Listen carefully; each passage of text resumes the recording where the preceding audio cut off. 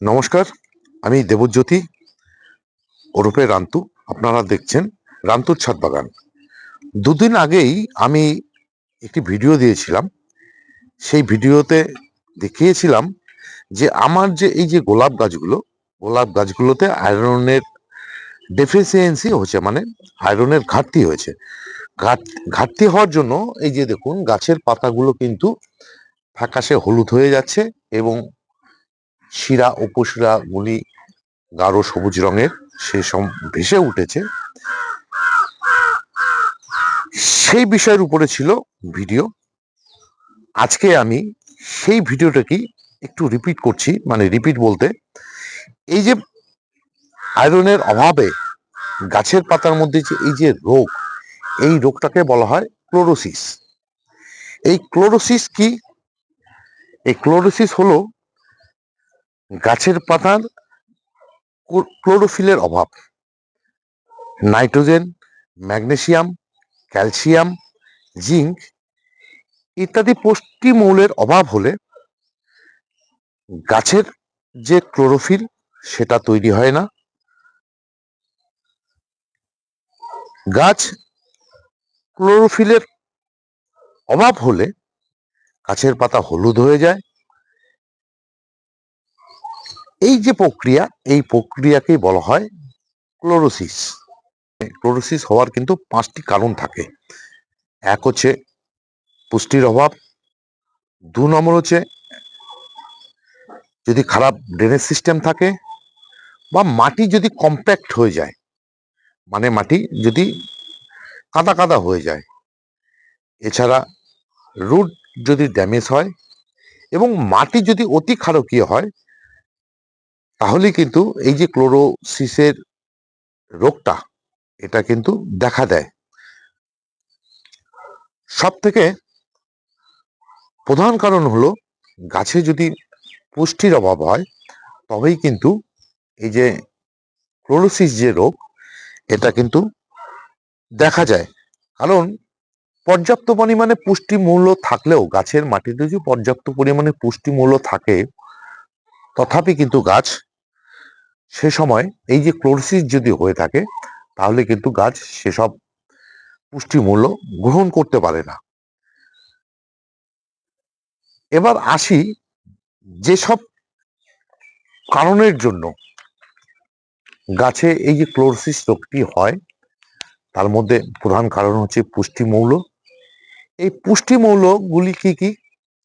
এই পুষ্টি মৌল যদি নাইট্রোজেনের অভাব হয়, তাহলে কিন্তু সহজেই সেটা বোঝা যায়। দেখুন, এই নাইট্রোজেনের অভাব হলে গাছের পাতা কিন্তু হলুদ হয়ে যায়। এই যে দেখুন, গাছের পাতা কি করে হলুদ হয়ে যাচ্ছে। নাইট্রোজেন কি করে? এই যে ক্লোরোফিল উৎপাদনে কিন্তু প্রচন্ড একটি কার্যকরী ভূমিকা পালন করে। আর এটার যদি অভাব হয়, সেটা আমরা ইউরিয়া জাতীয় বা নাইট্রোজেন জাতীয় খাদ্য দিয়ে কিন্তু সেটাকে আমরা সহজেই মিটিয়ে ফেলতে পারি। এরপরে যেই পুষ্টি মৌলটি নিয়ে আলোচনা করব, সেটা হচ্ছে ম্যাগনেসিয়াম। ম্যাগনেসিয়ামের ভূমিকা একটি গাছ তৈরি হওয়ার ক্ষেত্রে অনস্বীকার্য। এর অভাব হলে গাছের পাতা যেমন হলুদ হয়ে যায়, ঠিক তেমনি এই যে শিরা উপশিরাগুলো দেখুন, সেটা কিন্তু ভেসে ওঠে একদম গাঢ় রঙের, যে সবুজ বর্ণ, সেটা খুব সহজেই আমরা বুঝতে পারি। এটা হওয়ার কারণও আছে। সেটা হচ্ছে মাটিতে যদি বেশি বেলে মাটি হয় এবং মাটিতে যদি খুব অল্প পরিমাণে পুষ্টি মৌল থাকে, বা মাটিতে যদি জল ধারণ ক্ষমতা একদম কম থাকে, সেই অল্প মাটিতেই কিন্তু ম্যাগনেসিয়ামের অভাব দেখা যায়। এর অভাব যদি আমরা দূর করতে পারি, সেটা ম্যাগনেসিয়াম সালফেটের মাধ্যমে।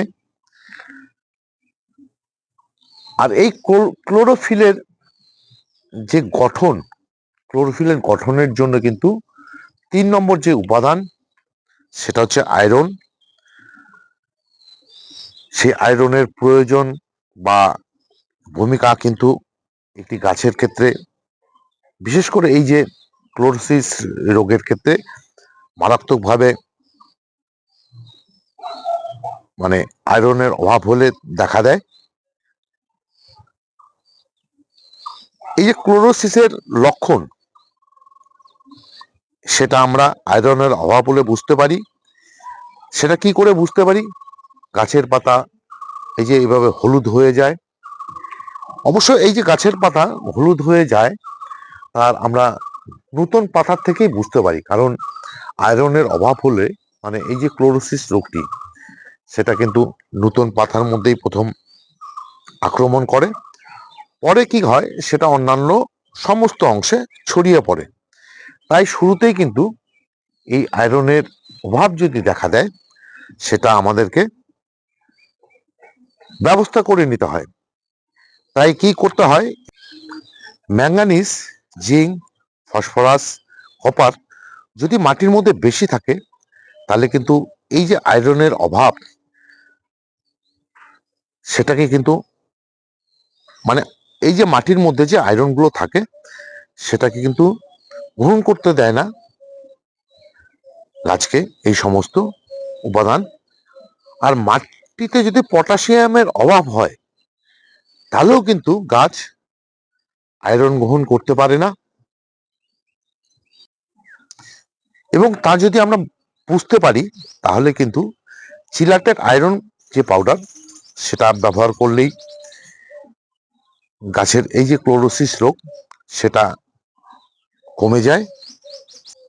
ঠিক তেমনি গাছে যদি জিঙ্কের অভাব হয়, তাহলে গাছের পাতা হলুদ হয়ে যায়, শিরা উপরের শিরাগুলো ভেসে ওঠে। মাটিতে যদি প্রচুর পরিমাণে ফসফরাস এবং ক্যালসিয়াম যুক্ত খাবার দেওয়া হয়, গাছ কিন্তু তাহলে সেই যে জিঙ্ক, সেই জিঙ্ক গ্রহণ করতে পারে না। সেই সময় কি করতে হয়? এই জিঙ্কের অভাব হলে চিলাটের যে জিঙ্ক, সেই চিলাটের জিঙ্ক গাছের গোড়ায় ব্যবহার করতে হয়। গাছের মধ্যে নাইট্রোজেন, ম্যাগনেসিয়াম এসবের অভাব হলে আমরা কিন্তু খুব সহজেই সেটা মিটিয়ে ফেলতে পারি। মানে খুব সহজলভ্য ম্যাগনেসিয়াম সালফেট এবং নাইট্রোজেন যুক্ত যে কোনো খাবার। কিন্তু যদি এই যে বাদবাকি যেসব ক্যালসিয়াম, জিঙ্ক এসবের বা আয়রন এসবের অভাব হলে কিন্তু আমাদেরকে খুব সহজলভ্য না বিষয়, মানে সেই সমস্ত খাবার। তাই আমাদের হাতের কাছে সবারই মাইক্রোনিউট্রিয়েন্টটা পেয়ে যাই, যেই মাইক্রোনিউট্রিয়েন্ট ব্যবহার করলে এই যে আয়রন, জিঙ্ক, ক্যালসিয়াম এদের অভাব কিন্তু পূর্ণ হয়। কারণ প্রতিটি মাইক্রোনিউট্রিয়েন্টের মধ্যেই 17টি পুষ্টিমৌল থাকে। তার মধ্যে জিঙ্ক, কপার, আয়রন এসব কিন্তু একদম মানে বর্তমান থাকে।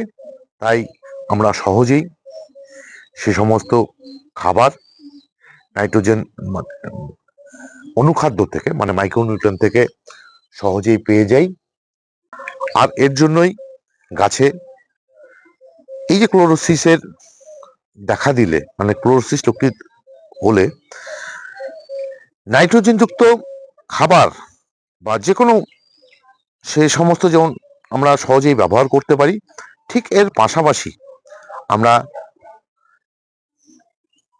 মাইক্রোনিউট্রিয়েন্ট ব্যবহার করলে এই যে সমস্যা আয়রন, জিঙ্কের অভাব, সেটা কিন্তু দূর হয়ে যায়।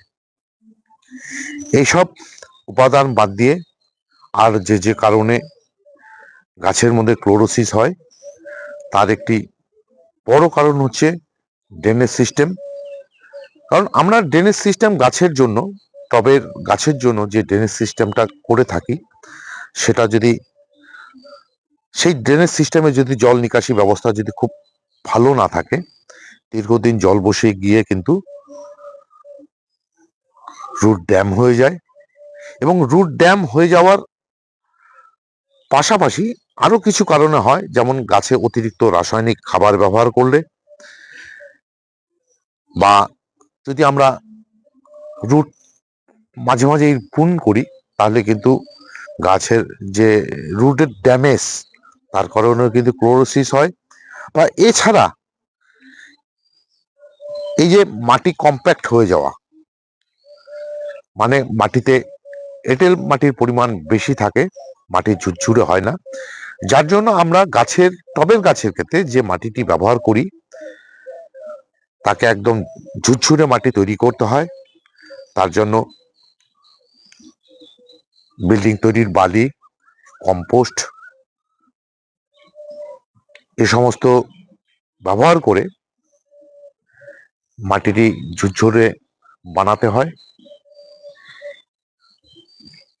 আর আরেকটি যেটা কারণ, সেটা যদি মাটি যদি অ্যালকালাইন হয়, তবে কিন্তু গাছের ক্লোরোসিস দেখা দিতে পারে। মাটি অ্যাসিডিক বা অ্যালকালাইনের জন্য পিএইচ মাটি মাপার যে পিএইচ মিটার, সেটা ব্যবহার করতে হয়। মাটি যদি অ্যাসিডিক বেশি হয়, তাহলে চুন বা ক্যালসিয়াম মানে জিপসাম এসব ব্যবহার করে কিন্তু ঠিক করে নেওয়া যায়। আর মাটি যদি ক্ষারকীয় বা অ্যালকালাইন হয়, তাহলে কিন্তু ভিনিগার বা ফিটকারি ব্যবহার করে সেই মাটির যে পিএইচ লেভেল, সেই পিএইচ লেভেলটাকে নামানো যায়।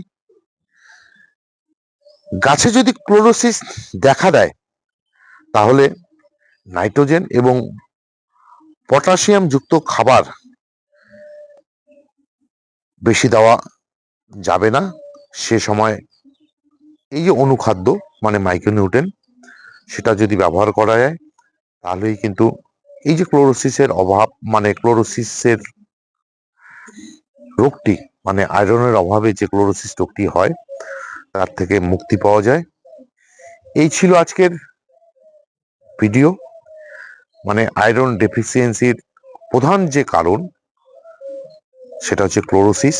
সেই ক্লোরোসিস এর উপরে আজকের ভিডিওটি যদি ভালো লেগে থাকে, তাহলে একটি লাইক দেবেন, কমেন্ট করবেন, আর আমার এই যে চ্যানেল, এই চ্যানেলটিকে সাবস্ক্রাইব করবেন। যে সমস্ত নতুন বন্ধুরা আজকেই আমার এই ভিডিওটি দেখছেন বা আগেও দেখেছেন অনেক ভিডিও, চ্যানেল সাবস্ক্রাইব করেননি, এ ধরনের নিত্য নতুন ভিডিও পেতে চাইলে বা দেখতে চাইলে আমার চ্যানেলটি সাবস্ক্রাইব করে নেবেন। সবাই ভালো থাকবেন, সুস্থ থাকবেন, সবুজের সাথে থাকবেন। ধন্যবাদ।